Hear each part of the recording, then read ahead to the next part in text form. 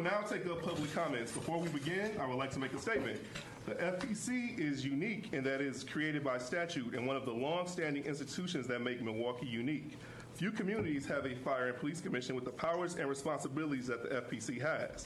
And as this commission is comprised of members of the community, we encourage engagement with the community. However, given that we are subject to other laws, we cannot always engage with the public in the way that we would like. As a result, it has been recommended that we make changes as to how public comment is handled in order to comply with the ACLU lawsuit, to allow the commission to streamline its processes, to mirror the Common Council's procedure, and as well as be able to more fully engage with the public. Beginning next month, instead of beginning the meetings with public comment, we will take public comment on items specific to the agenda as desired by the commission when we reach that agenda item. Individuals speaking on agenda items will be allowed to address the commission for 3 minutes instead of 2.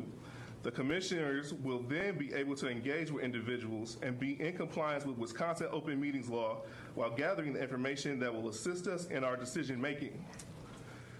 If there is something you would like the commission to consider, please contact the office via phone, email, or letter. Come to our committee meetings and engage with us there as well.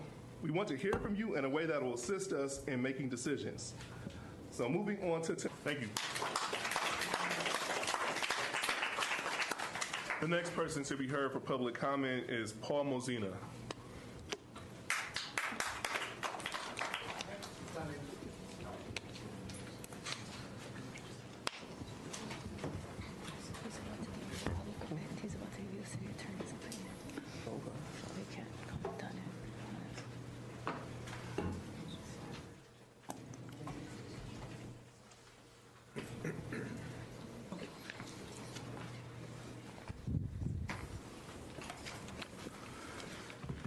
Thank you. I really appreciate this opportunity. It may be fleeting. It may be the last opportunity, but I still will cherish it and speak to you. I became aware of the fact that your former executive director had submitted requests for legal opinions from the city attorney back in April, and those opinions were delivered in May. And I don't know if any of you commissioners saw those legal opinions. I don't know. It's a mystery what went on there. But I wanted to call your attention to what was stated in the legal opinions that came from the city attorney's office. And first, I would like to introduce that by saying that under the city charter, this is what the executive director's role is.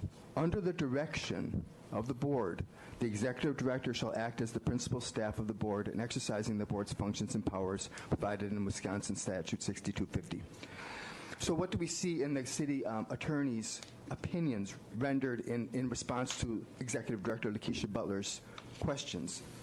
And to the first question, can the FPC or an individual commissioner direct the executive director or the FPC to advocate for budget item if the item has been rejected by the mayor? I'll cut to the chase. The city attorney says, the executive director serves at the pleasure of the mayor, and there is no direct line of authority from the FPC to the executive director. There's no direct line of authority from the FPC to the executive director. On the third question, does the commission, have authority over the day-to-day operations and employees that work in the FPC? And here's the city attorney's response. In summary, there is nothing that gives the FPC any direct control over the operations of its department.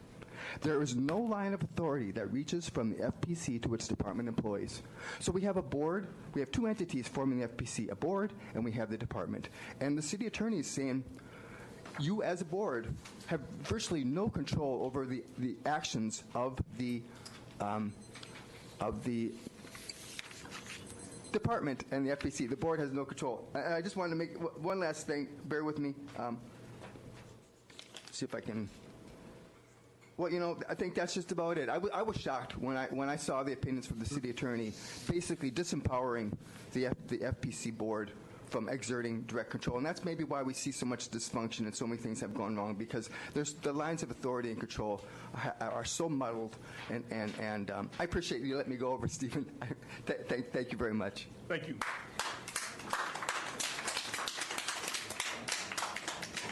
Okay, the next person to be heard for public comment is